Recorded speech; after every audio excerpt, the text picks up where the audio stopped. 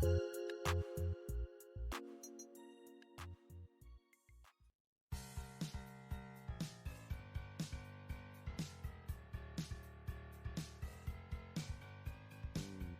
now for The Real Estate Connection with Stephen Theard, a realtor and certified probate and real estate specialist. Whether you're a first-time homebuyer or a seasoned investor looking to downsize, move up, or refinance, this program is for you. A house in the middle of our street. That you've got to in the middle of. From probate sales to landscape design to home repairs and maintenance, this is your weekly look into all things real estate. Now your host for The Real Estate Connection, Stephen Theard.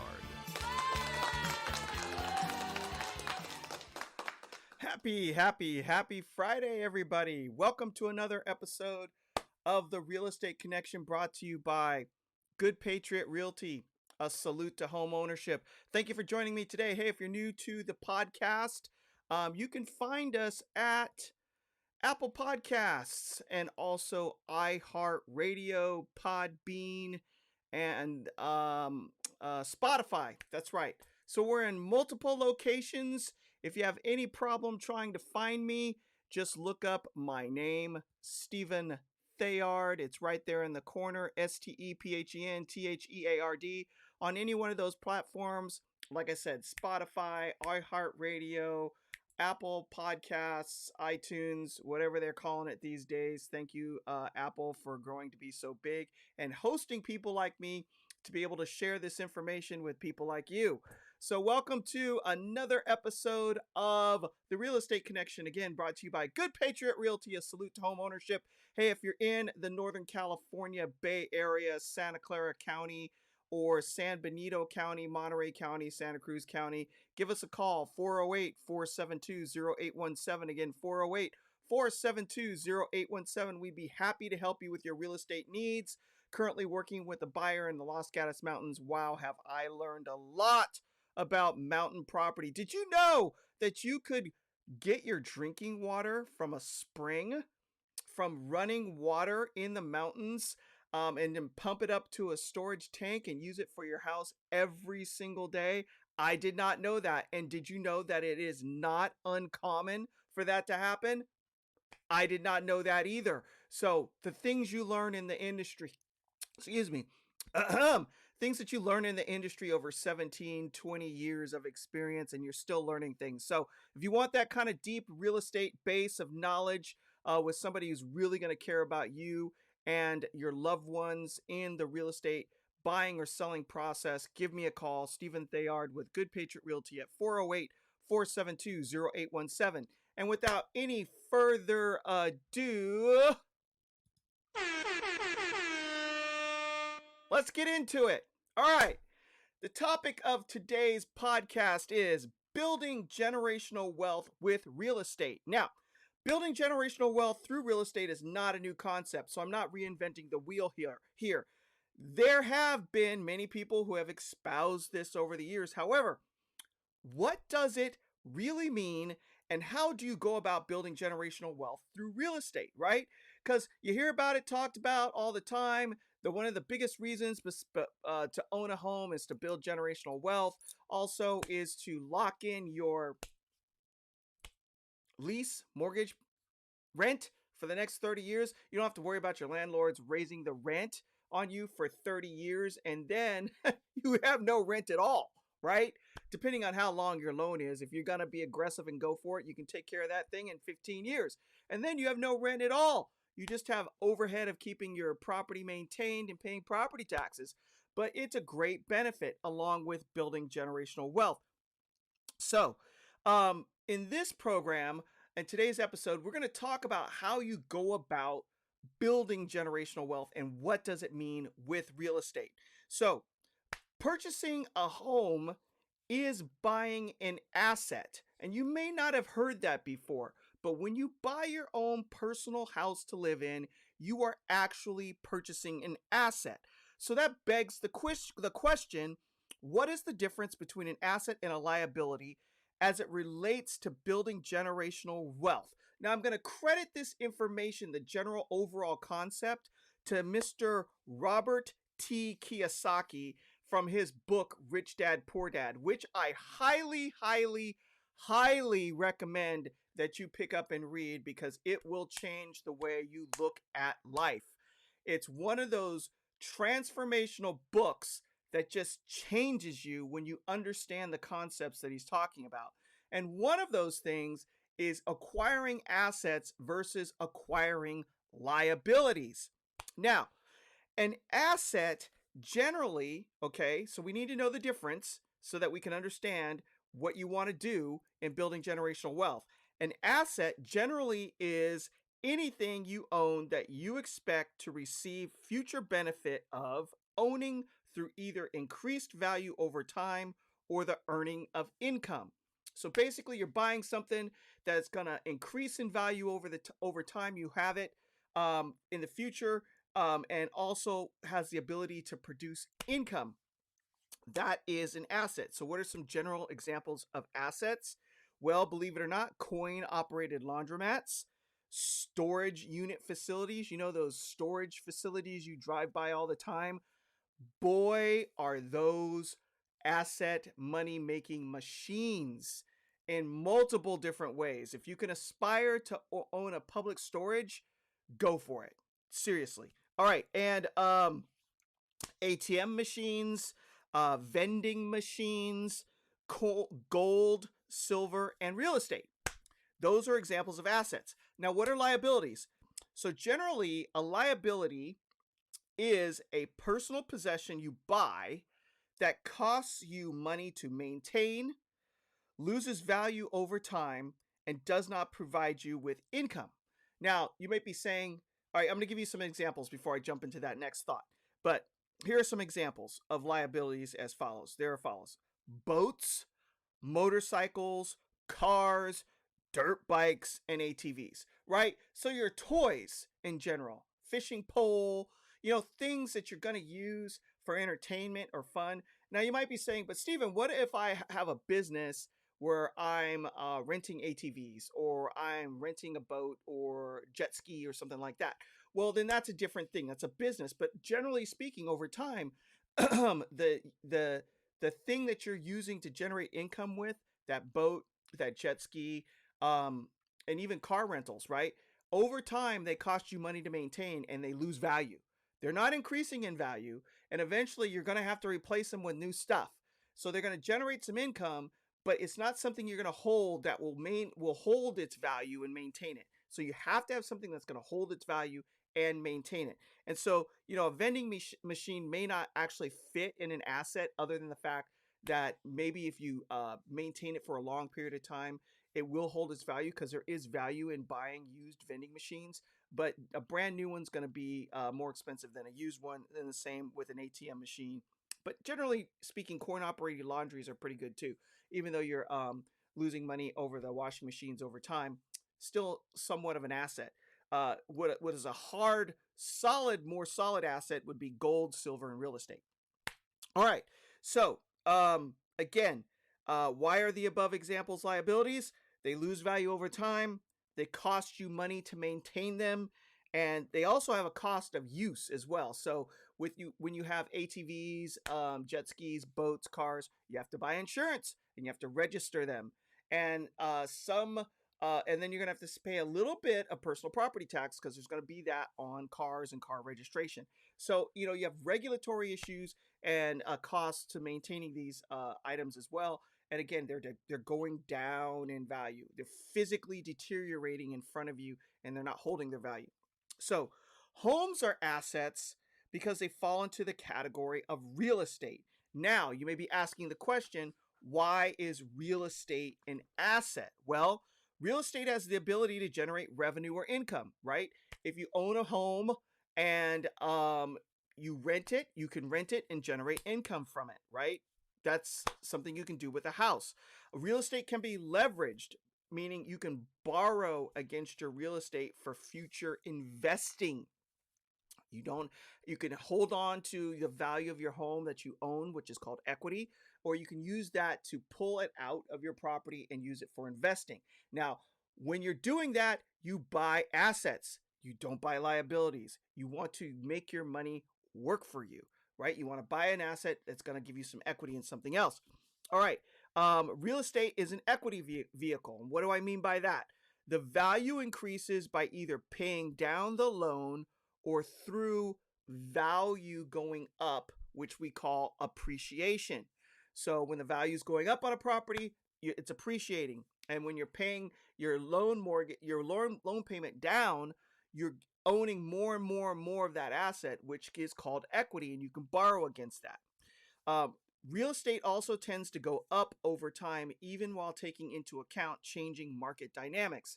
Now, I lived in the real estate industry during the Great Recession of 2006, 7, and 8, when real estate, everything from underneath it just crumbled because it was being held up by air, essentially, right? And everybody thought, oh, I'll never buy real estate again. I've lost my shirt. It's never coming back.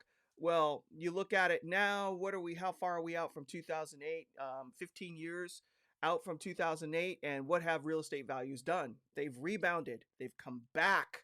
Because generally speaking, even though you have ups and downs in the market, that curve, that line tends to be trending up always. All right. Um, Real estate holds value also because land is finite. What do I mean by that? They're not making any more land. What you see is what you get. We have one Earth, and all the land that's available is available, right? Unless you're talking about the rare occurrence of an earth of volcanoes and lava hitting water and creating islands or expanding islands. Okay, but that's a very, very, very, very, very slow process. What I'm trying to say is the land that you see is basically all the land that you're going to get.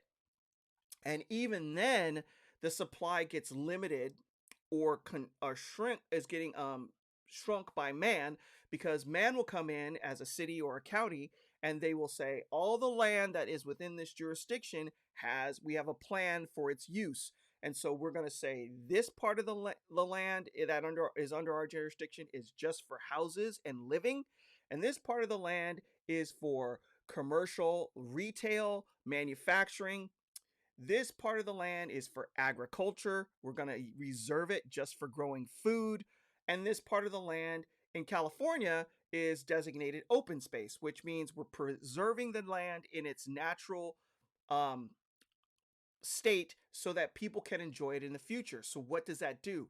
That shrinks down the amount of land that can be used for living by people. And so it decreases the availability, which increases value. It's, the whole supply and demand thing, right? If you have one apple and 15 people want to buy that apple, the price of that apple goes up because there's a limited supply. If you have a bushel or a big bucket of apples and you only have 2 people that want to buy it, well, those apples become cheap real fast, okay? Supply and demand. And with it being a limited supply of land that you can actually purchase a home and live in or rent, you have value and it holds over time. So now that we've established what an asset is and a liability is, we now know that owning real estate is owning an asset. So how do you build generational wealth with real estate? Buying your first home to live in is the first step to building generational wealth. The amount of money you put down on the home is the initial equity you have in the house.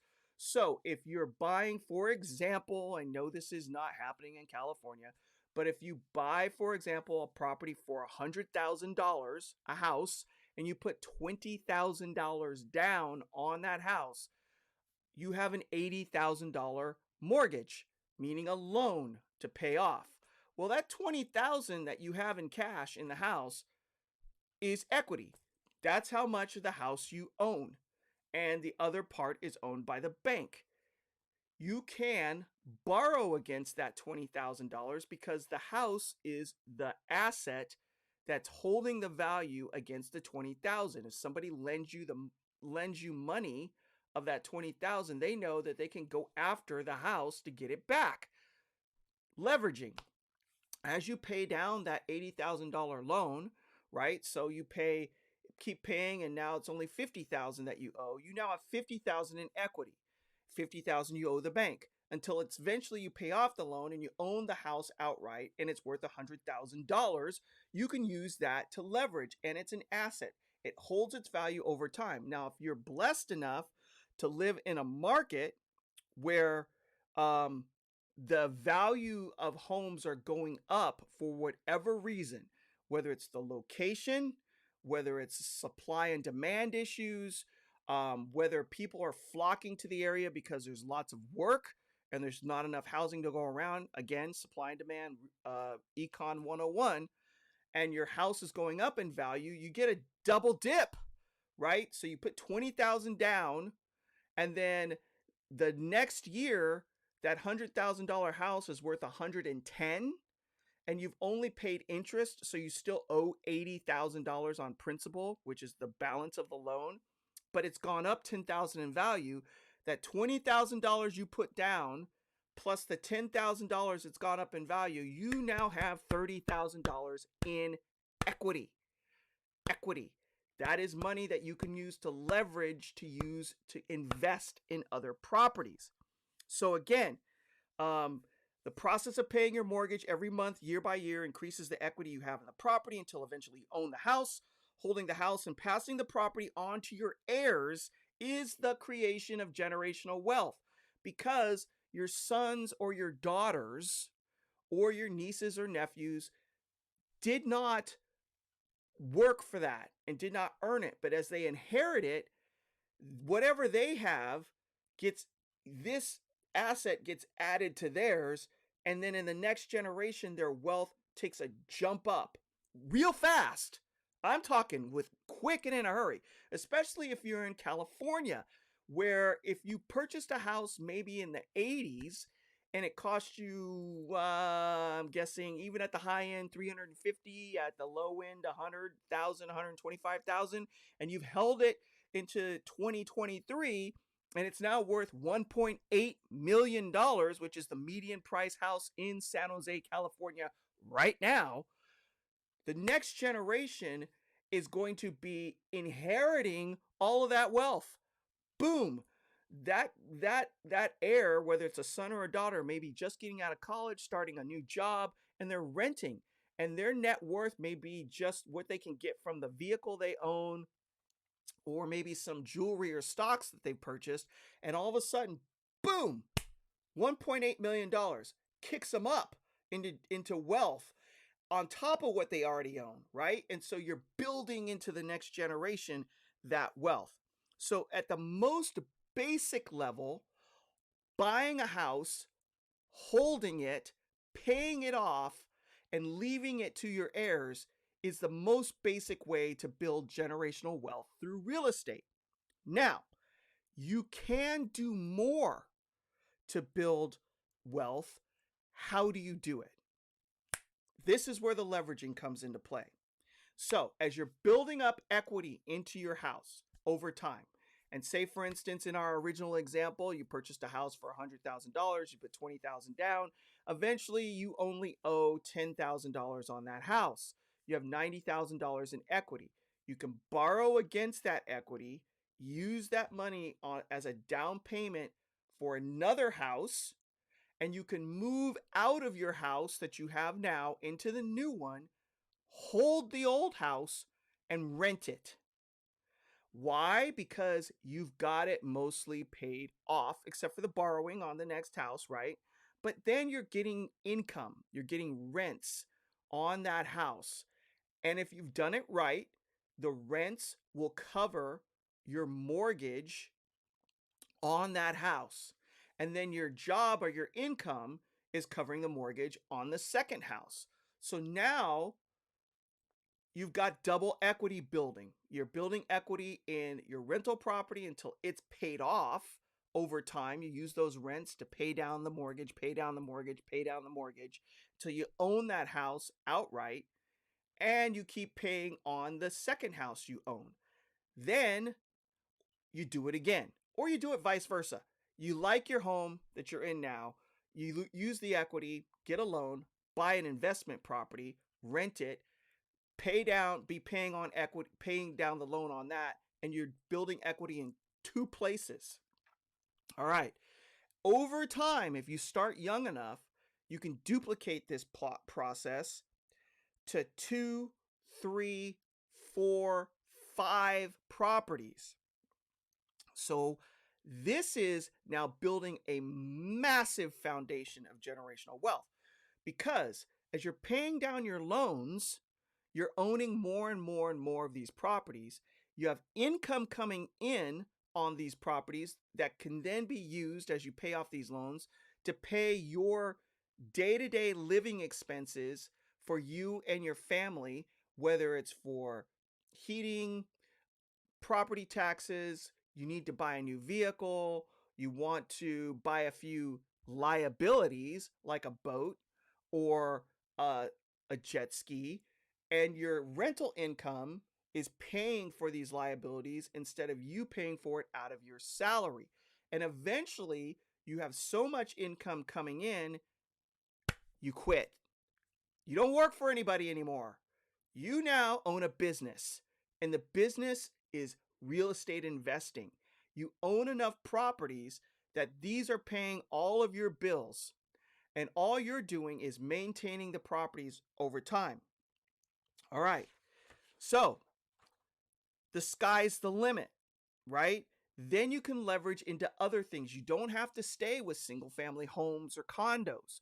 You may, at your second or third property, purchase a duplex where you have 2 units under one ownership, right? And you're getting 2 rents off of 1 mortgage.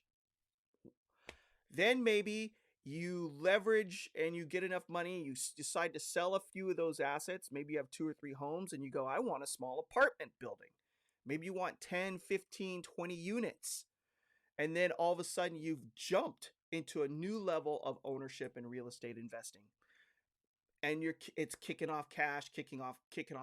But then you say, oh, I'm tired of dealing with toilets and refrigerators and garbage disposals, ovens, and things of that nature, and dealing with individual rents. I want to get into commercial real estate. So you sell off your residential real estate and you buy a small strip mall.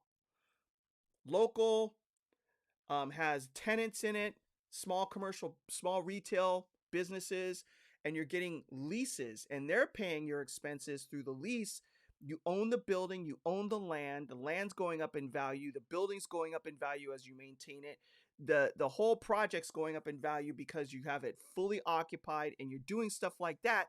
Or you decide you don't want to deal with those type of rents and you decide, I think I want to buy a public storage. You're buying the land, you own the buildings, and you have all these people coming in buying these little storage lockers for short periods of time, and it's just printing money, cha-ching, cha-ching, cha-ching, cha-ching, cha-ching, cha-ching, every single month, right?